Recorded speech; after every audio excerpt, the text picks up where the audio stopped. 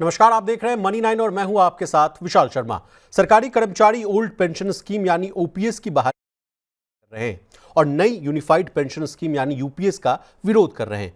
कर्मचारी संगठनों का तर्क है कि यूपीएस पुरानी पेंशन के कई बेनिफिट्स को खत्म कर देती है, जैसे जीपीएफ की सुविधा हो, रिटायरमेंट के बाद मिलने वाली जो है एश्योर्ड पेंशन हो, उसका विरोध प्रदर्शन और हड़ताल के जरिए जो है कर्मचारी जो है अपनी मांग पर अड़े हुए हैं और ये मुद्दा जो है विभिन्न राज्यों में एक राजनीतिक मुद्दा भी बन गया है।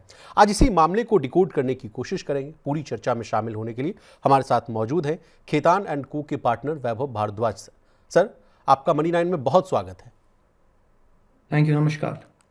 सर, आपसे पहला सवाल ये पूछना चाहेंगे कि यूपीएस को बड़ी लाव लश्कर के साथ जो है मोदी सरकार ने लाने की कोशिश की, कहा कि ये बड़ा अच्छा नया पेंशन सिस्टम है। हालांकि अगर आप 2004 के पहले की अगर बात करें सर, उस समय ओल्ड पेंशन स्कीम था, उसके बाद उसको एनपीएस को लाया गया, उसके बाद अब जो है यूपीएस को लाया गया। सरकार कह रही है कि एश्योर्ड पेंशन वाली बात है, अगर आप जो है 12 महीने की लास्ट अगर आपकी जो सैलरी आ रही है उसके 12 महीने के एवरेज के आसपास का 50% के आसपास का आपको पेंशन भी मिल जाएगा। और उसके बाद फैमिली पेंशन की भी बात कही गई, कहा गया कि 60% जो है उसको भी हम देने की कोशिश करेंगे। तमाम मतलब कि मोटा मोटी अगर आप कहें सर तो बहुत फायदे देने की बात कही गई, लेकिन उसके बावजूद एनपीएस से यूपीएस में जो शिफ्ट होने की जो संख्या है वो बहुत ही नगण्य है, यानी बहुत नॉमिनल है। सर, अगर उसको देखा जाए तो 30 लाख के अगर आसपास अगर हम लोग देखें तो कर्मचारी हैं, तो उनमें से मात्र 1 लाख लोग जो हैं वो यूपीएस को ऑप्ट करते हुए दिख रहे हैं। तो हम आपसे समझना चाहेंगे सर कि इतना जो स्लोनेस है वो क्यों दिख रहा है, क्यों जो है सरकारी कर्मचारी जो है यूपीएस को ऑप्ट नहीं कर रहे हैं? आपने बिल्कुल सही कहा कि यूपीएस के थोड़े टेकर्स का नंबर स्लो है। एंड इसके दो कारण हैं। एक तो जो ओल्ड पेंशन स्कीम थी, अभी भी जो जो कर्मचारी है, सरकारी कर्मचारी, उनको ये उम्मीद है कि ओपीएस स्कीम शायद वापस आए, या ओपीएस स्कीम अभी भी उनको आदत है कि ओपीएस स्कीम बहुत ज़्यादा अट्रैक्टिव थी। अब जी। अट्रैक्टिव क्यों थी? ओपीएस स्कीम का सबसे बड़ा एडवांटेज ये था कि वो गवर्नमेंट फंडेड थी। एम्प्लॉयज़ को उसके अंदर कुछ अपना कोई कंट्रीब्यूशन जमा नहीं करना पड़ता था। और यूपीएस के अंदर गवर्नमेंट का भी कंट्रीब्यूशन होगा और एम्प्लॉय दोनों का कंट्रीब्यूशन होगा। इसलिए अभी भी एम्प्लॉयज़ और सरकारी कर्मचारी यही इसी मांग में है कि ओपीएस को वापस लाया जाए। इसी उम्मीद से अभी यूपीएस के टेकर्स कम हैं। जी। दूसरा सबसे बड़ा कारण यह है कि अभी भी बहुत सारे कर्मचारी एनपीएस को प्रेफर करते हैं। And ji. स्पेशली जो जो यंगर एम्प्लॉयज है, जो यंगर जनरेशन है, वो एनपीएस को ज्यादा प्रेफर करती है। क्योंकि एनपीएस भी काफी अट्रैक्टिव है, क्योंकि वो market linked and asset allocation जो है वो मार्केट लिंक्ड है। एंड उसमें बहुत फ्लेक्सिबिलिटी मिलती है। एनपीएस में सरकारी कर्मचारी को चॉइस मिलती है कि वो इक्विटी में कितना इन्वेस्ट करना चाहते हैं।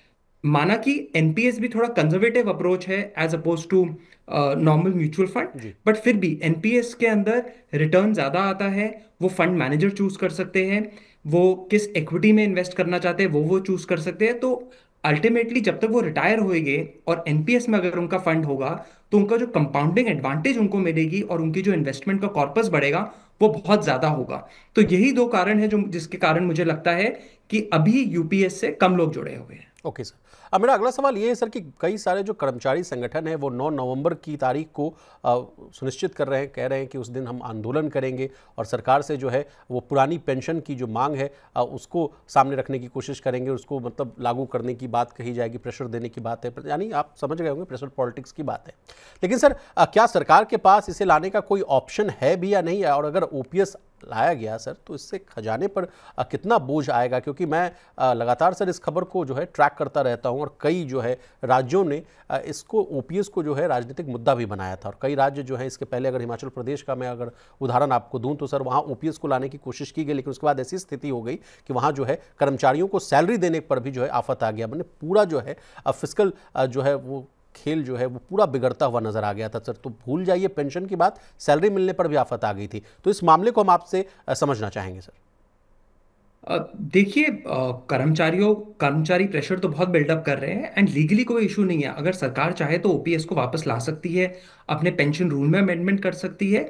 नहीं तो वो एक फ्रेश स्कीम ला सकती है जो ओपीएस की काफी सिमिलर है। मगर असली समस्या जैसे आपने कहा है इकोनॉमिक सस्टेनेबिलिटी की है, क्योंकि ओपीएस में मेन कंट्रीब्यूशन गवर्नमेंट ही करती थी, एम्प्लॉय का कोई कंट्रीब्यूशन नहीं होता था। तो सारा बर्डन गवर्नमेंट पे ही आता था और अल्टीमेटली टैक्स पेयर्स पे आता था। और जैसे आपने खुद कहा, हिमाचल में ऐसी सिचुएशन पैदा हो गई थी। जी। तो इसी कारणवश कि अगर आगे जाके ऐसी सिचुएशन नहीं पैदा हो, इसलिए इन्होंने ओपीएस हटा दिया है। एंड अगर ओपीएस वापस लाएंगे तो गवर्नमेंट को भी ये सोचना पड़ेगा और ये देखना पड़ेगा कि स्टेट रेवेन्यूज को कैसे बचाया जाए, कि स्टेट रेवेन्यूज आगे जाके डिप्लीट ना हो, क्योंकि ये पूरी गवर्नमेंट फंडेड जी। स्कीम है। अब वैभव सर, सरकार ने संसद में भी इस बात को दोहराया है कि ओपीएस की अगर आप कल्पना कर रहे हैं, सोच रहे हैं कि ओपीएस जो है अगर सरकार वापस लाती हुई दिखेगी, तो ऐसी कोई बात है नहीं, क्योंकि वित्त मंत्री जो है निर्मला सीतारमण जी का बाइट भी है सर, जिसको हम लोग लगातार जो हम अपने पैकेजेस में, स्टोरीज में, डिस्कशन में भी उसको हम लोग चर्चा लिए थे, कि वो कहती हुई दिख रही थी कि नहीं भाई, ओपीएस नहीं आ सकता, क्योंकि उसका जो भार है वो बहुत ज़्यादा जो है वो जो एक्सचेकर है या कंसोलिडेशन फंड में देखिए, तमाम जितने भी जो फंड्स हैं वहाँ पर पड़ता हुआ दिख सकता है। लेकिन सर अब बात कर लेते हैं निजी सेक्टर के जो कर्मचारी हैं उनकी। एनपीएस में सरकार ने कहा कि कई सुधार किए, पक्की पेंशन मिले, एक प्रेडिक्टेबल पेंशन मिले, इसके लिए कुछ बड़े बदलाव भी किए गए। पहले तो हम आपसे इनके बारे में समझना चाहते हैं, ये वाला मामला क्या है सर, इसको भी समझाइए। देखिए, एनपीएस 2.0 जिसको सब लोग बोल रहे हैं, वो काफी उसके काफी ज्यादा फायदे हैं, क्योंकि सरकार ने काफी ज्यादा रिफॉर्म्स और काफी ज्यादा चेंजेस उसमें लाए हैं। सबसे बड़ा चेंज तो उसमें वो लाया है, मल्टीपल स्कीम फ्रेमवर्क का आ गया है। जी। अब तक पेंशन फंड मैनेजर सिर्फ एक स्कीम में एक एसेट क्लास ऑफर कर सकते थे। अब जो मल्टीपल स्कीम फ्रेमवर्क है, उसमें एक फंड मैनेजर आपको, एक ही एम्प्लॉय को, एक ही कर्मचारी को मल्टीपल स्कीम ऑफर कर सकता है। हर स्कीम का अपना रिटर्न होगा, अपनी रिस्क प्रोफाइल होगी, जी। और हर फंड मैनेजर ये आपको एक्सप्लेन करेगा। तो और दूसरा सबसे बड़ा ऑफरिंग जो है, वो जो इक्विटी कंट्रीब्यूशन की लिमिट है, वो अब 100% तक जा सकती है कुछ सर्कमस्टांसेस के अंदर। जी। तो एक एक ये बहुत बड़ा रिफॉर्म है। दूसरा रिफॉर्म है flexibility and switching and exit. इसके रूल्स अब बहुत इजी कर दिए गए हैं। पहले सब्सक्राइबर्स 15 साल के बाद स्कीम्स, अब सब्सक्राइबर्स 15 साल के बाद भी स्कीम्स में स्विच कर सकते हैं। उनको एक स्कीम से वो दूसरे स्कीम में जा सकते हैं। उनको लॉन्ग टर्म फ्लेक्सिबिलिटी मिलती मिलती है। एंड फंड्स भी अब नहीं हमेशा के लिए लॉक होते हैं। अब कोई कोई ऐसा नहीं है कि एक आप फंड के अंदर अगर इन्वेस्टेड है तो हमेशा के लिए वो लॉक इन है। आपको एग्जिट के लिए भी एग्जिट ईजियर हो गया है। जी। दूसरी सबसे बड़ी चीज है ट्रांसपेरेंसी। अब हर स्कीम में एक स्कीम एसेंशियल डॉक्यूमेंट पब्लिश करना कंपलसरी हो गया है। उसके अंदर क्लियरली डिस्क्लोज करना पड़ेगा कि आपके इन्वेस्टमेंट ऑब्जेक्टिव क्या है, रिस्क क्या है, फी क्या है, स्विचिंग रूल्स क्या है। तो सरकार ने कि लोग ज्यादा से ज्यादा एनपीएस के साथ जुड़े, उन्होंने एनपीएस 2.0 में बहुत रिफॉर्म्स लेके आए हैं। और ये सारे रिफॉर्म्स के कारण कर्मचारियों को भी एक कॉन्फिडेंस बिल्डअप हो गया है।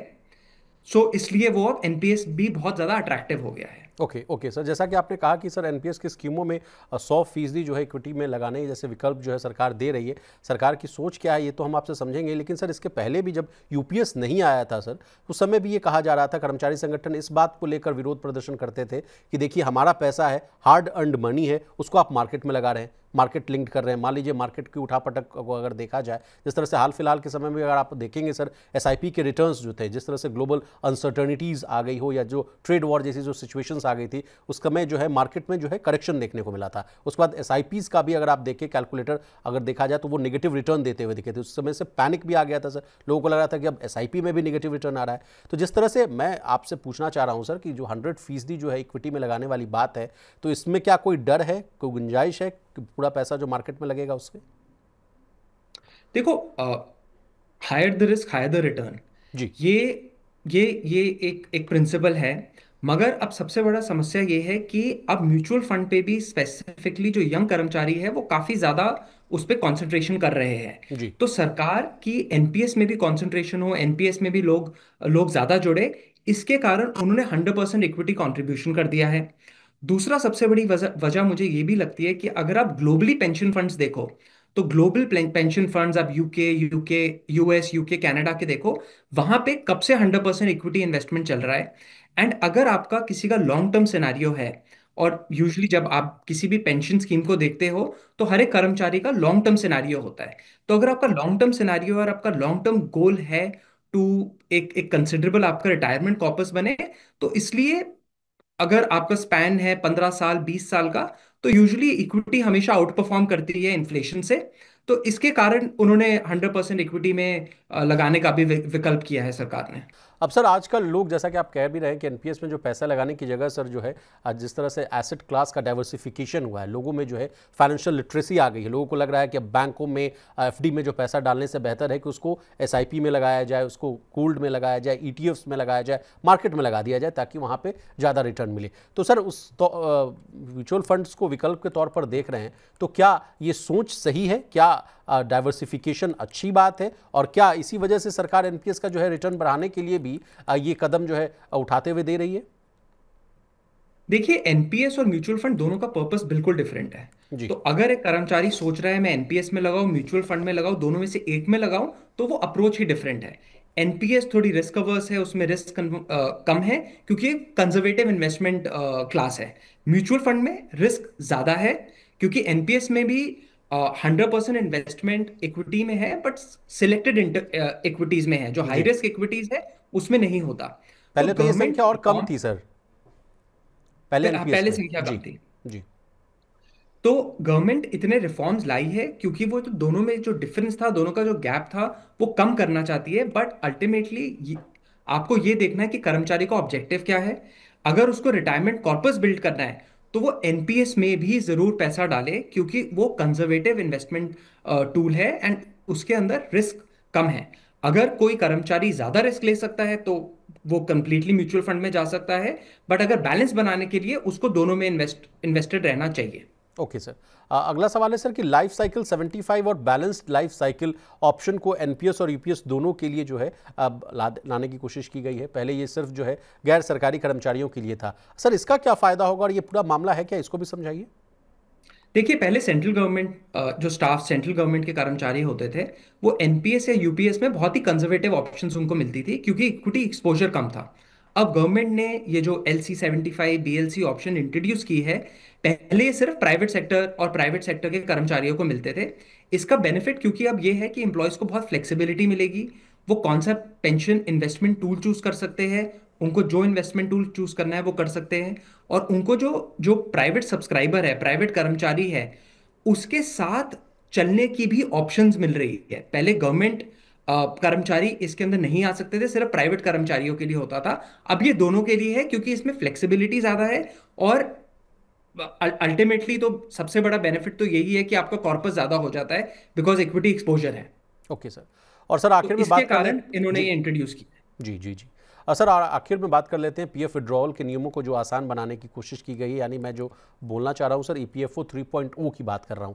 सरकार लाने वाली है सर ईपीएफओ 3.0। अगर आप इस रिफॉर्म को देख रहे हो, सुन रहे हो, तो आप कैसे इस रिफॉर्म को देखते हैं सर? क्योंकि सर कहा गया कि पहले जो है पीएफ का पैसा निकालने के लिए जो है काफ़ी मशक्कत करनी पड़ती थी, ऑफलाइन तरीका था, फॉर्म भरिए जाकर फिर वो फॉर्म एक्सेप्ट होगा या रिजेक्ट होगा, वो लंबी प्रक्रिया होती थी। लेकिन अब तो कहा जा रहा है कि आपको जो है पीएफओ एक कार्ड दे देगा, जिस तरह से डेबिट कार्ड है या क्रेडिट कार्ड है, उससे आपका पैसा निकल जाएगा। यूपीआई के जरिए पैसे निकालने की बात कही जा रही है और तमाम सुविधाएं जो है वो कहा जा रहा है कि देने की कोशिश की जा रही है। सर इस कदम को, ईपीएफओ के रिफॉर्म्स को आप कैसे देख रहे हैं, क्योंकि ये पूरा मामला जो है 8 करोड़ सब्सक्राइबर से जुड़ा हुआ है?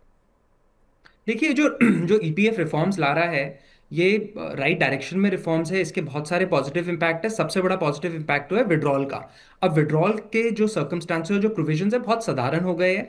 काफी सालों से हम देख रहे हैं मोदी सरकार का यही ऑब्जेक्टिव है कि वो डिजिटलाइजेशन करे। तो डिजिटलाइजेशन प्रोविडेंट फंड में हो गया है, बट आगे जाके अब विड्रॉल भी बहुत ज्यादा इजी हो जाएगा। पहले सिर्फ 13 सिचुएशंस होती थी जिसमें आप विड्रॉ कर सकते हो। अब इन्होंने कॉम्प्लिकेशन कम करने के लिए अब इसको सिंप्लीफाई करके सिर्फ 3 क्राइटेरिया हो गए हैं जी। जिसके अंदर आप विड्रॉल कर सकते हो। या तो एसेंशियल नीड्स हो, जैसे कोई बीमार हो, एजुकेशन या मैरिज पर्पस, हाउसिंग नीड्स या स्पेशल सर्कमस्टांसेस। डिजिटल ट्रांसफॉर्मेशन हो गया है, तो पार्शियल विड्रॉल्स भी अब ऑटोमेटेड हो गए हैं। और अब सेटलमेंट 72 घंटों में भी हो जाती है। अगर आपका यूएएन लिंक्ड है, आपके जो पर्सनल डिटेल्स है वो सारी फीड जी। इन हुई हुई है और सारी करेक्ट है, तो बहुत फास्ट हो गया है। इमरजेंसी सिचुएशन में भी, जैसे जॉब लॉस हो गया है, तो आप 75% तक अपने प्रोविडेंट फंड से आप पैसा निकाल सकते हो। जी। अब जैसे कुछ पॉजिटिव इंपैक्ट है, तो कुछ नेगेटिव इंपैक्ट भी है कि फुल विड्रॉल आप नहीं कर सकते जॉब लॉस में। 25% आपको प्रोविडेंट फंड का बैलेंस रखना पड़ेगा। और पहले होता था कि 2 महीने तक आप 25% रखो और उसका विड्रॉ कर लो। अब ये 2 महीने से 12 महीने हो गया है। तो अगर एक कर्मचारी की नौकरी चली गई है तो जी। अब 12 महीने तक उसको अपना फाइनेंस का सोचना पड़ेगा कि उसके पास इतने फाइनेंशियल रिजर्व्स है कि वो अगले 12 महीने तक रहे। अब मिनिमम बैलेंस भी जरूरी हो गया है, तो इसलिए अगर आप कंट्रीब्यूशन विड्रॉल भी कर रहे हो तो 25% तक का अकाउंट में होना चाहिए बैलेंस। जी। ऐसे ही रिटायरीज को लेके भी काफी पॉजिटिव इम्पैक्ट है। रिटायरीज भी आपके फुल विड्रॉल कर सकते हैं, बट अब गैप बढ़ा दिया गया है। पहले 2 महीने था, अब 36 महीने कर दिया है। तो अब एक रिटायरमेंट, जो इंसान है जो रिटायर हो रहा है, उसको भी वो 36 महीने तक का सोचना पड़ेगा। ओके। ओके सर, जैसा कि आपने कहा कि ये फ्लेक्सिबिलिटी दी गई है, यानी जो लीवरेज करने की बात कही जा रही है, तो इससे सर क्या रिटायरमेंट का जो गणित है वो नहीं बिगड़ जाएगा? लोगों को लगेगा कि या फॉल्स क्लेम करने की बात आ जाएगी, कहा जाएगा कि ठीक है भाई हमको मकान बनाना है, शादी करनी है, या भाई देखिए इलनेस आ गया है, हमको पैसा चाहिए।